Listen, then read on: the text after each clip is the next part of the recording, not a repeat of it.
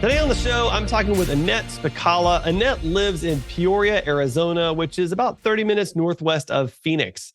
While working with the debt relief counselors at Money Management International, Annette paid off $20,000 of credit card debt in 4 years. Here today to share more about her debt payoff story is Annette. Annette, welcome to the show.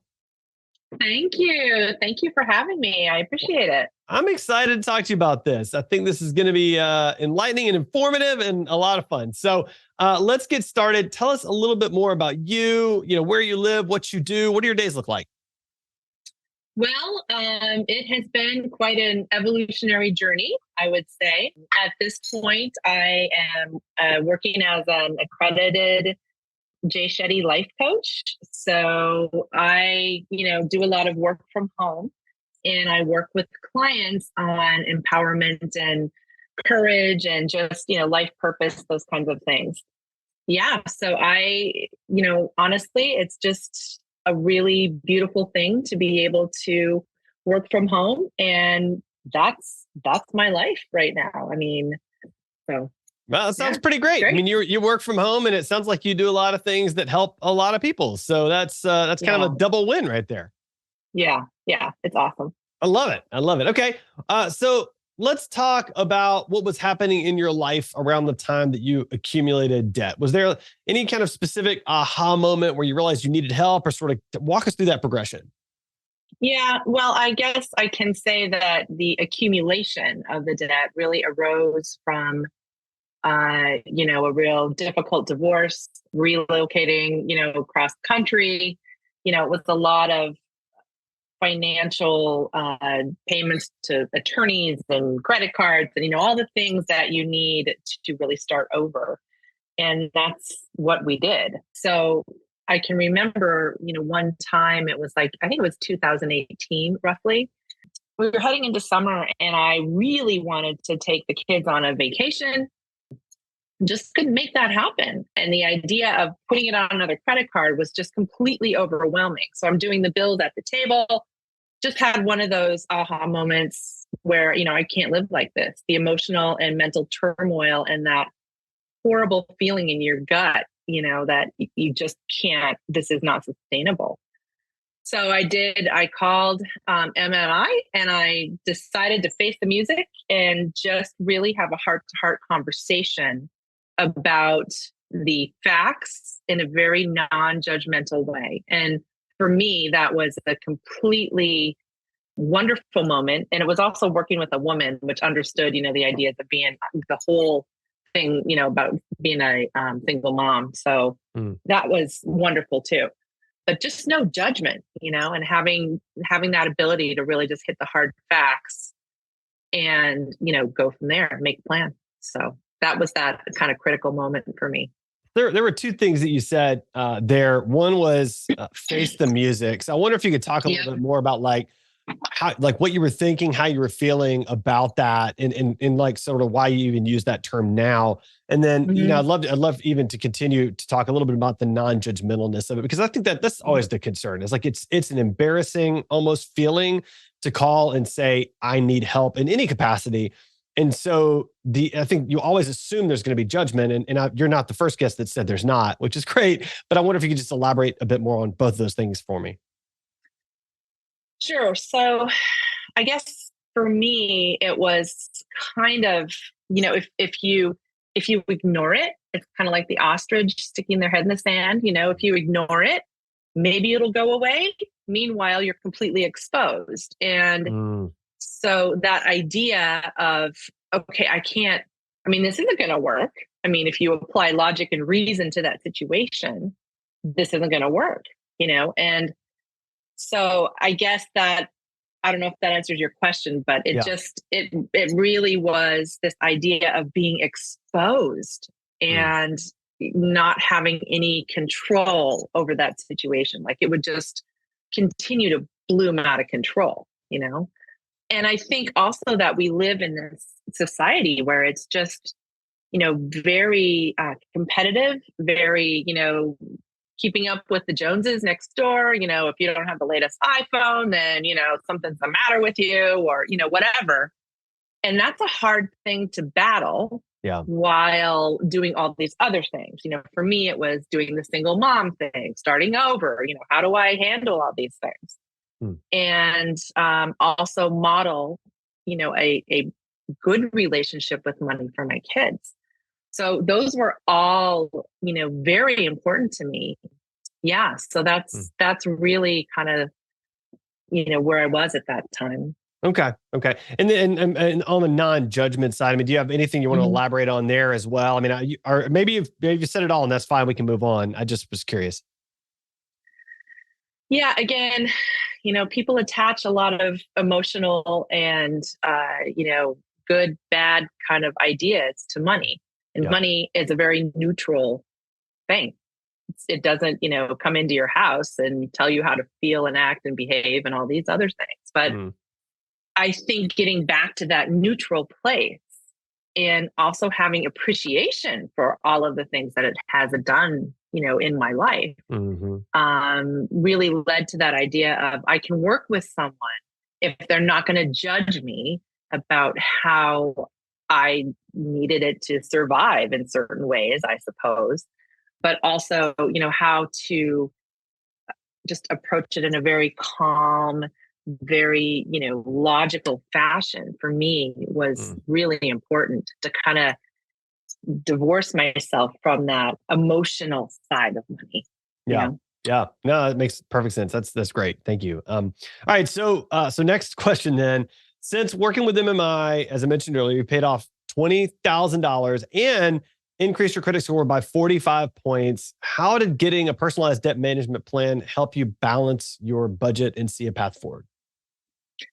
Well, I think at the end of the day, it's that, the credit card companies really just want to get their money. They don't, Mm, very bottom line, they don't want, their, their credit card holders to, file for bankruptcy, because then they're mm, not going to get anything.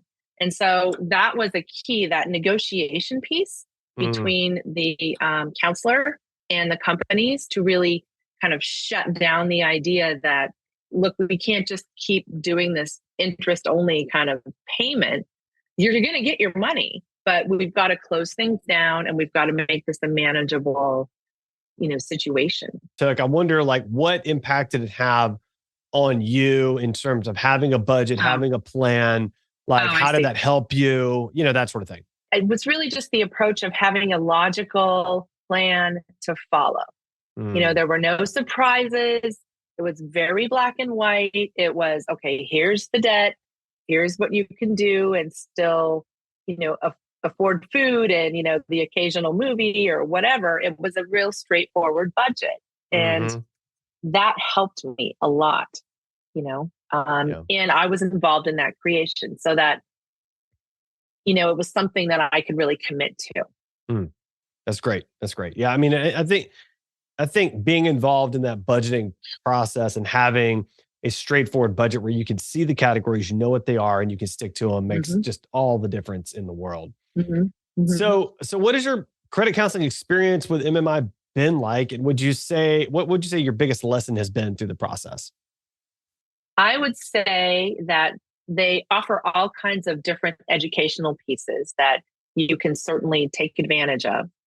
But, one of the biggest things for me was really being able to see the debt go down. Mm, yeah. It's Yeah. like those old fashioned thermometers, when you're trying to raise money where it's going up. Yeah. But for me, I was watching it come down, and That's that great. was very inspirational to me. So that helped. They have a great website. It's easy to navigate, easy to use.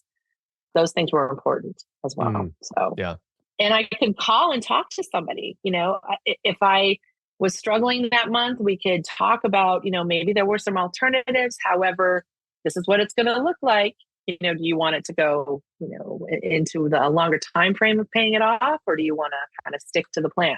Mm. So, that was helpful as well.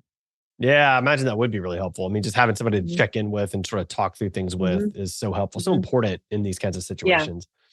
Mhm. So even though consumer debt is super common, we typically don't talk about it at all. So how do you Right. think debt counseling nonprofits like MMI can help break through that debt stigma?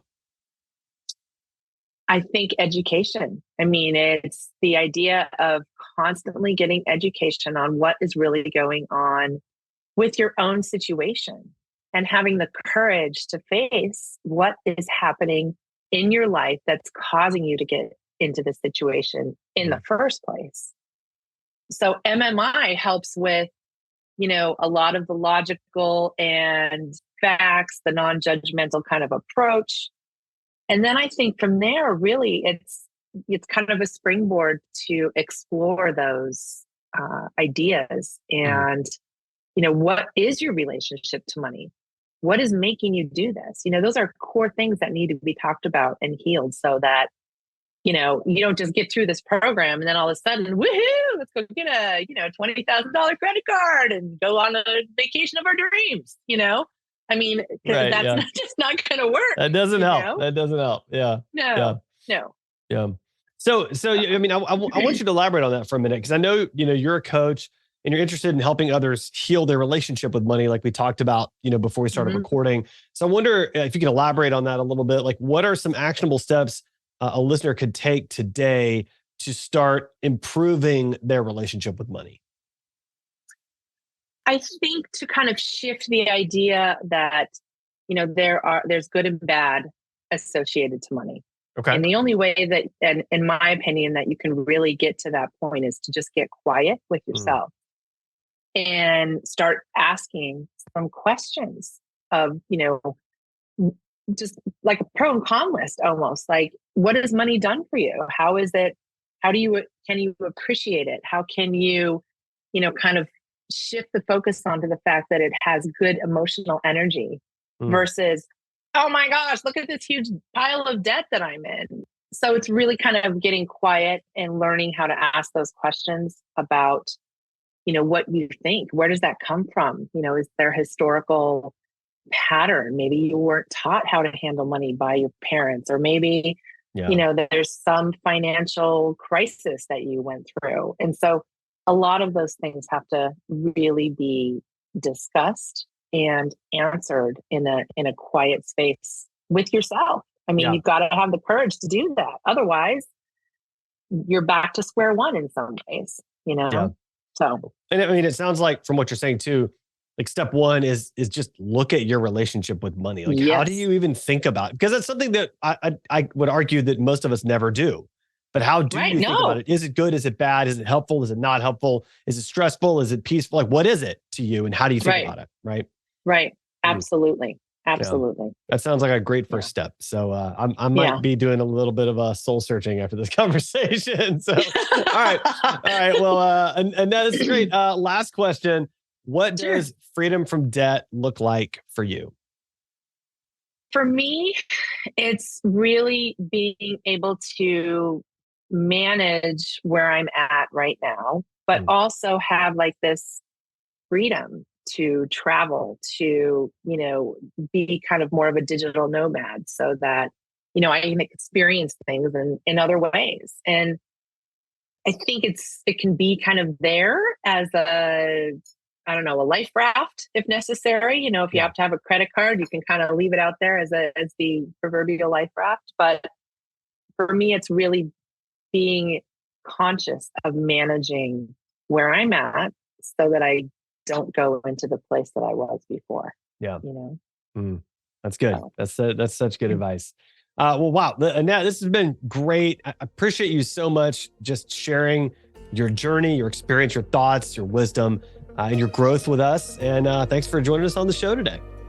Absolutely. It's been a pleasure. Thank you so much for having me. I appreciate it.